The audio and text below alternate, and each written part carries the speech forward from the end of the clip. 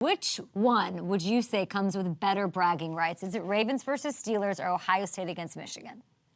So when it comes to bragging rights, I would have to go Ohio State versus the team up north. But when it comes to just the intensity of the rivalry, I would say they're very equal. But when it comes to bragging rights, it's definitely the team up north versus the Ohio State University. And the reason I say that is because literally everything that you do evolves around the team up north, which is crazy because we have a clock in the locker room, in the weight room. It tells you to the second when the game starts off. And then, even when you're practicing during practice times, some like the practice squad players have to actually like tape their own helmets, put on Michigan style helmets and Michigan style gear. Wow, you said Michigan. I should have not said it. I should not said it. I know you were doing so well. Yeah, they'll put on their gear for that game, and I don't know if any other schools in the country are actually putting the other team's stuff on in practice to practice against. That's the craziest thing I've ever heard. I'm sure that everyone knew. I did not know that story. That's unbelievable. So there's that in the college world, and that's kicking off this weekend, and we're really close to the season kicking off. And last time you were on the show, and it was a long time ago, we were going into week 14.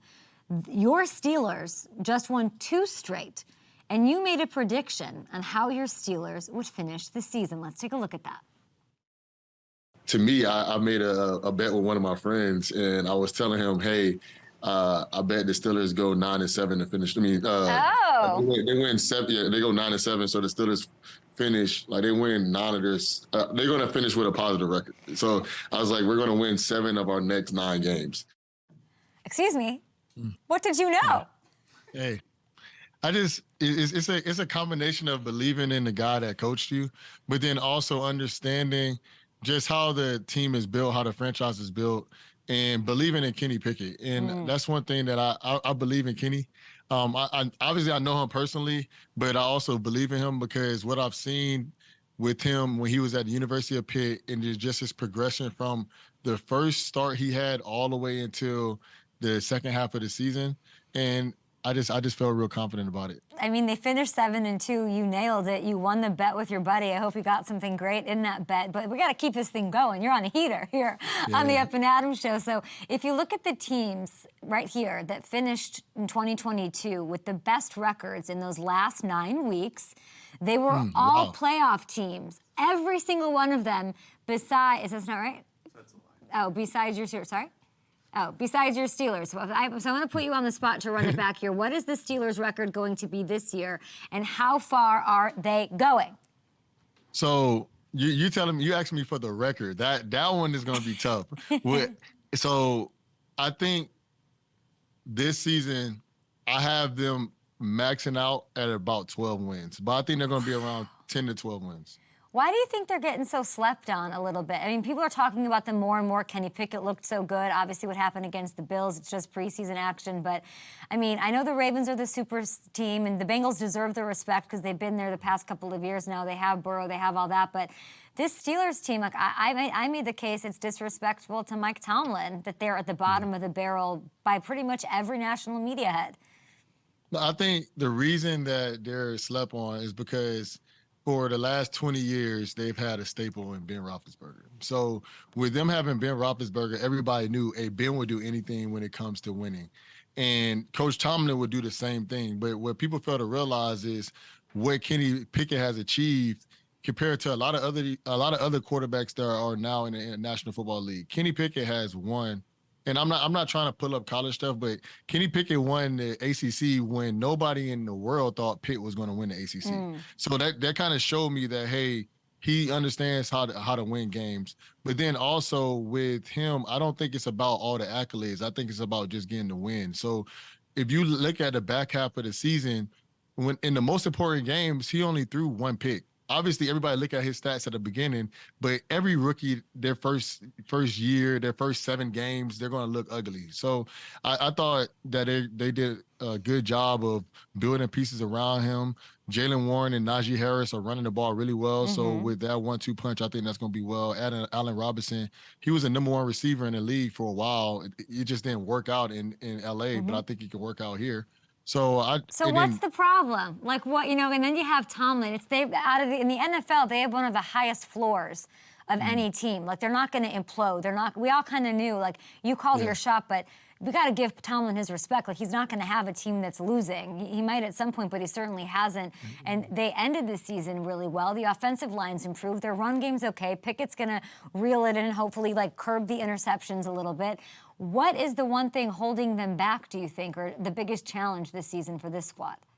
I think it's not what's holding them back. I think it's kind of like the Floyd Mayweather kind of thing. It's just like Coach Tomlin has a winning record his whole career, and everybody just kind of wishing upon like, oh, when are they going to lose? Think about it. Yeah. Coach Tomlin went 9-7 with Duck Hodges and Mason Rudolph. So why you don't think he can do the same thing with a first-round quarterback? So that's the first thing that comes to mind. And then the second thing that comes to mind is the Bengals have showed why they're great. Joe Burrow showed why he's great. Lamar Jackson showed why he's great. But Lamar Jackson record versus the Steelers is not a positive one. Coach Zach Taylor, his record versus the Steelers, I think is even. And then the Browns, Kevin Stefanski record versus Coach Tomlin isn't well either. So when everybody else looks inside our division, they see all these big name quarterbacks and they're like, oh, they're going to win that division because of these quarterbacks. But they don't think about like Coach Tomlin got here because of his defense and understanding how to beat those other teams. If we split with everybody in our division and then actually beat the people that's everybody else on our record that they're supposed to beat, they're going to end up 12-5. I mean, 12. I think 12 is a beautiful number for the Steelers, and I can easily see it happening. It's a very human reason why we want the failure. We're waiting for the other shoe to drop. Like it's probably right. You're probably dead on about that. But I hope it changes, and I hope everyone's shutting up by the end of next season. That's what I think. I want to ask you about other NFL sort of news. We have this, Aaron Rodgers is the biggest. I mean, the Ravens are a big rival to the Steelers, but every AFC team's got it out for this Jets squad because they're like all anyone's talking about and Aaron Rodgers, and they're just going to walk to the Super Bowl and win it and all of this. We have the news that Rodgers is going to suit up for the last preseason game, and the whole Jets fan base is like, no, because the whole season's reliant on him staying healthy. Do you think it's the right move to throw him out there with the questions the Jets have at offensive line against a rival like the Giants? To me, I think it's very important, and this is obviously if I was a coach, they'll say I'm from the Tomlin tree, and the reason I say that is because you can practice all you want, but you don't know how good your line is. You don't know what your guys are going to do until you have live bullets flying at you. And everything can look perfect in practice. I don't know if they had a joint practice with anybody or not, but everything can look perfect in practice. But then when you actually going against guys that are actually trying to hurt you, you know how your guys are going to perform. You know what Mekhi Becton is going to do. You know what Vera Tucker is going to do. But when you don't go out there and actually have live bullets flying, you just assuming what they're going to do. And I know my mom always told me assuming makes it out of you and me. You know what I'm saying? And that's a situation where I know that the Jets fans can't be assuming, because when the regular season comes and they have to play this first game of the year, it's you're not guessing anymore. You need to know what guys are going to do and where your receivers are going to be when they get jammed and all those type of things. And I think this is the right decision. Hanging out with Ryan Shazier, getting all the goods about the Steelers, about the AFC, but there's a story that lives in the lore of the Pittsburgh fan base. All that exists is this grainy photo at the finish line. Do you know what I'm talking about, Ryan? No, what you got? Let me see. Let's take a look. Is it true? We don't have it? Oh my gosh, we don't have it. Oh, there's a photo that exists. I wish I could pull it up on my phone. It's you at the finish line and you as a rookie beating wide receivers Antonio Brown, Marcus Wheaton, I think, was in there in a 40-yard dash. Is this true? Yeah, it was Antonio Brown, Marcus Wheaton, Sammy Coates, and then Eli. Yeah, there it goes. Yeah, and Eli Rogers. Yeah, okay. So so what happened that day was, unfortunately, somebody actually got hurt in that race. One of our starting receivers got hurt in that race. It wasn't Antonio, but one of our receivers got hurt in that race. But what happened was Sammy Coates? No, it wasn't Sam. It ended up being Marcus. Oh. But so what happened was I remember we had an argument because I ended up running a 4.3 in the draft, but I ended up pulling my hamstring at the finish line. So I probably could have ran faster, but people always say stuff. So I was telling them, I was like, man, I had Coach Tomlin and everybody else, we just be talking around. It was OTAs. I was like, who is the, top 10 fastest guys on the team? Oh no, who is the fastest guys on the team?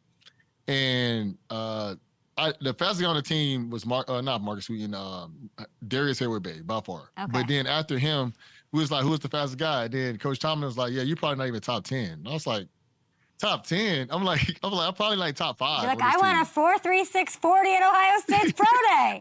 Yeah, I was like, I'm probably top 5, right? And then they was like, nah. And then so I was like, name the guys that are faster than me. And then he started pointing out some guys, and I was like, yeah, those guys aren't faster than me. I was like, I'm willing to race them, whatever they want to race. And then the receivers was like, oh, it's a linebacker. Oh, guys are super competitive in the NFL. It's like, it's a linebacker. We're definitely gonna smoke you. And I was like, all right, bet. Whatever money you want to bet, we can race today, later. So then after practice, I was like, we can line up after practice. So after practice, I was untying my shoes, taking my tape off, because I was serious, but I was like, I don't think none of them was serious. And then they was like, hey, I thought you were trying to race. So then they called me out too. So I was like, all right, bet. So I went out there. We ended up racing about 60 yards. And because I told them I don't want to do 40. I was like, at least give me like 60. Because I know if I get 60, some of them guys, like their get off is faster than mine. But if I go 60, I'm going to come catch you. And then so we ended up running 60 yards, and I ended up winning the race. You won the race. That's so. Was Tomlin out there like encouraging this behavior? No, so basically, I think he watched it, but it wasn't like he tried to make it seem like he wasn't there. I'm sure. It was an OTAs. It was an OTA, God so it forbid. wasn't. Yeah. So. And then Wheaton ends up getting hurt. Coach is probably like, I can't. I bet Coach was like, I can't even imagine. I think it was more like he was just working out, and he seen us already in the midst about the race. So it was like nobody was coming out there like, hey, y'all stop, and. We ended up racing, but it was kind of cool. So then after that moment, everybody was like, "Oh, Ryan is a lot faster than we thought he was." Well, Ryan, it's unofficial. It's unofficial, but now you have all the credibility in the world. But you ran an unofficial 4.36, like I said, at Ohio State. And in 2022, George Pickens, who's just every highlight reel, he's all over Twitter, all over social media with everything he's doing at camp, he ran an official 4.47. So in your rookie year, are you beating George Pickens in the 40? So this is what I'll say. When it comes to jumping, catching, making all those incredible things, I leave that all to the receivers. When it comes to racing and running people down, that was a trait that I had, and I was very proud of that trait. Like I knew if somebody had a legit chance, if I was within 5 yards of you and you weren't a 4.2 guy, I was gonna catch you. And so if it came up to us lining up next to each other, I don't think it was any races that I had in my life where I lined up next to somebody and I lost. Ryan, it's like the scariest thing to think about, you being out there and catching up to somebody like a shark in the water attacking someone. Like I'm picturing Terminator when like the cop that's like the alien thing is like slowly catching up to the thing and like takes it down. Like you are a menace out there. Yeah, if to me, I just had a thrill in like playing football. Like I love football. I love defense. I love everything about linebacker. The reason I chose defense is because I prefer to go forward instead of going backwards. Because when you get tackled, if you get tackled hard enough, you fall on your back. I don't like falling on my back. So I was like, I'm doing everything I possibly can to make sure I can be the best backer. And then once I got older, once I got around high school, I started just becoming faster. And that just became a blessing because my knowledge of the game and then my speed, it allowed me to kind of be wherever I need to be on the field. It's a blessing. It sounds like you were grateful for it when you had it back when you were a rookie. Of course, you've been through so much, and you are a perfect example of the world is bigger than football, and there's more important things to stand for, to be a part of, even though you talk about all the time and we love your podcast. But I did want to talk about the new medical cannabis wellness line that you have. It's called Steel City Greats. And I want to know about the product. I've talked to a bunch of players about this, and it helped you personally to take on the pain, the rehab associated with your spinal injury. And this is, intense rehab that you went through. How has this helped you? Yeah, so when I was going through my whole recovery process, I didn't want to get addicted to opioids. I didn't want to take a lot of opioids. So a friend of mine, he was connected to the person that own this cannabis brand, and they allowed me to, I started using cannabis and medical marijuana when I was going through my injury. And the thing that was crazy is I was still technically in the NFL. So you're technically not, I wasn't allowed to, but obviously I got exempt because of, I had a spinal cord injury. So I wasn't really playing at the time. So when I end up start taking it, I noticed my pain. I wasn't dealing with as much pain. I noticed that I was able to recover a lot faster when it came to just me having some intense workouts in the rehab. So I just noticed how much it helped me benefit from it. So once I got done playing, I talked to them about how can I get involved to try to help other individuals who have any injury, any pain, any anxiety, any depression that they're going through, because I know how much this helped me. And they were saying, "Yeah, we'll love to work with you. We'll love to connect with you. We'll love to do something together." And so we decided to make Steel City Greats, and it's a product that helps anybody that's going through anxiety, depression, but also pain, and but also people use it recreational as well. So it's a great product, and I'm really glad to have my name a part of it. I think it's amazing. It's a wellness line. It's all about wellness. You stand for that. You are always inspiring so many people, and you've got takes about your life and football and all of that people can check out on your podcast. It's called Don't Call It a Comeback. So take a listen to that and go to steelcitygreats.com to support Ryan and to help yourselves as well. It's always a pleasure. I just love talking to you. So please come back at some point, and hopefully maybe I'll catch you at a Steelers game when they're 12 wins deep.